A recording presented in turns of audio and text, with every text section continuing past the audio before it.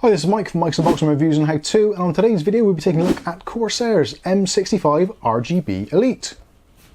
Keep watching to find out more.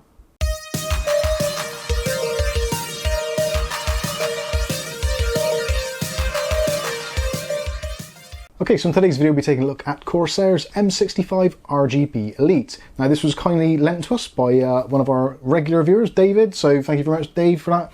Do appreciate it a lot, and actually it is probably a good idea that it was loaned to us, because I will say straight away, this isn't the mouse for me.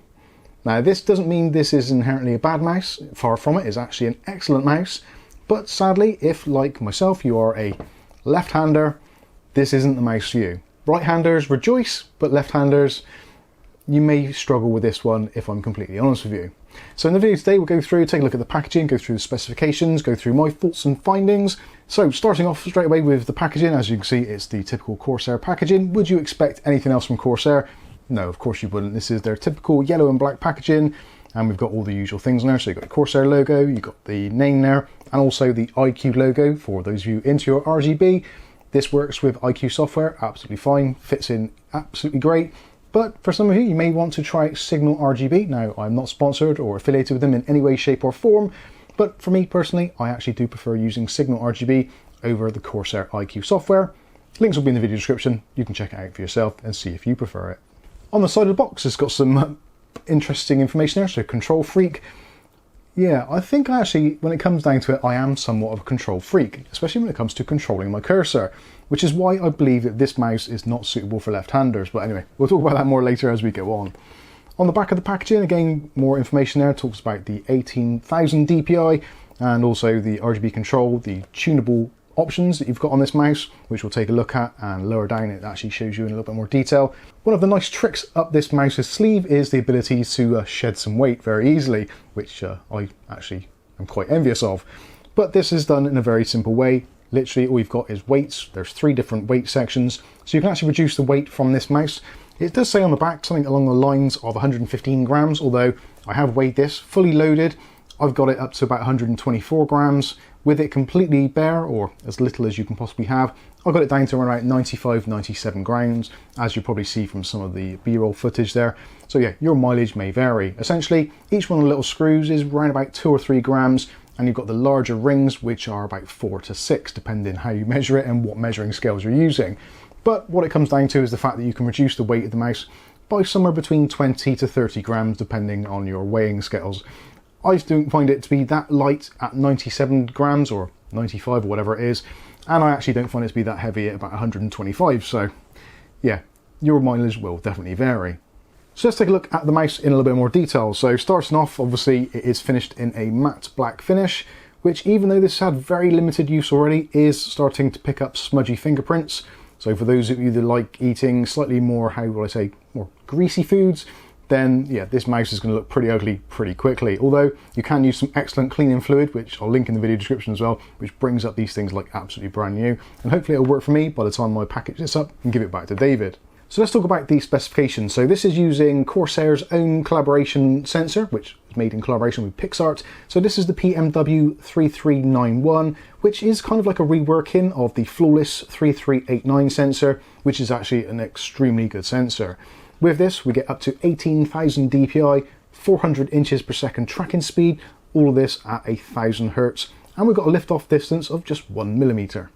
When it comes to switches, we've got some really nice clicky switches, and these are supplied courtesy of Omron and are suitable for up to 15 million clicks. As always, we won't be testing that. One of the things that some people have noticed, and my own findings have found exactly the same thing as well, is there is actually a little bit of pre-travel on this mouse. So if you're using the left or right mouse button, you will find there's a little bit more pre-travel, and actually is a little bit more so on the left button. So there is a little bit of travel, as you can probably hear. And I've done some cutaways so you can see it as well. So there is a very slight amount of pre-travel on the button before the click, and it's slightly less on the right button. And it doesn't matter where you are actually on the button itself, so towards the top or towards the bottom, there again is that little bit of pre-travel. So if pre-travel is not your thing, again, you may want to look elsewhere. Other buttons on the mouse, pretty straightforward stuff. So we've got the traditional up and down buttons for DPI, so you can go through DPI settings. You can actually go through 5 pre-configured DPIs which are loaded into the mouse. In the software as well, IQ software, you can actually choose it on an extremely granular basis in one DPI settings. So there's 18,000 settings. You're more than welcome to try all of them to see which one is best for you. Actually, for me, I think that's actually a pretty decent idea. A lot of mice kind of default between certain jumps, like 800 to then maybe 1,000, then up to 1,600. I personally like somewhere around about this 1,1300 DPI. For me, that works particularly well for multi-purpose use. So having that granular control is actually a really nice feature. So like I said, 2 buttons, so up and down for your DPI settings. In the middle of that, there is an LED which lights up in 5 appropriate colors, which again, you can change in the IQ software should you wish to. But with this, it's pretty much the same deal as all the other Corsair mice, goes through the same color cycles. In front of that, we've got a nice scrolling mouse. And actually, despite the rest of the features not being particularly suitable for me personally, the scroll wheel itself I actually find to be an absolute joy to use. The indentations or the notches in between each kind of click are very defined, but yet not difficult to use. So very slight incremental scrolls, very easy to do, but you've got complete control, which is actually a really, really nice mouse.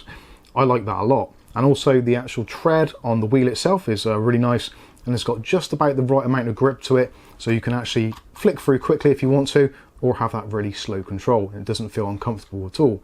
The wheel itself is also lit up RGB, so you've got all the RGB control. This is actually a dual RGB setup, so you've got the control for the actual wheel, and also you've got the Corsair logo on the back, which is all lit up also. Other buttons we've got on the side, so we've got the traditional forward and back buttons, which themselves actually don't protrude out too much, which is again one of the reasons why I feel this doesn't work particularly well for left-handers.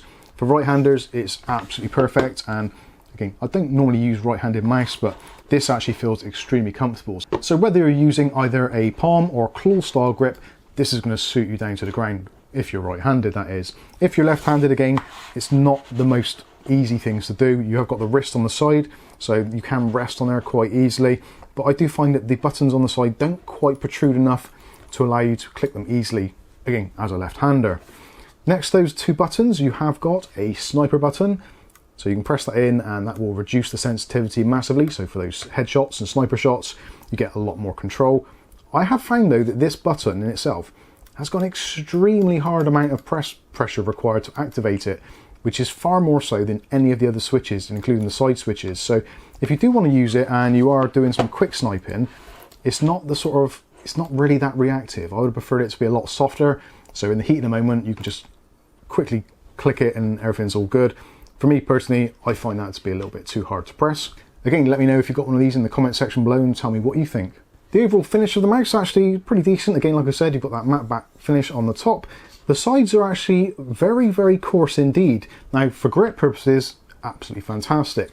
But I do feel that that is going to be somewhat difficult to keep clean, and it does feel like almost 1600 grit paper if you're into sanding things or doing any sort of DIY tasks. If you've used 1600 grit paper before, you know exactly what that feels like. The other side actually isn't quite as much, probably maybe a 2000, 2500, which it does seem very odd to be thinking of sandpaper or wet and dry paper in terms of a mouse. But again, in terms of grip, there's no way it's going to slip out of your hands. So for those frantic gaming sessions, it's going to be perfect.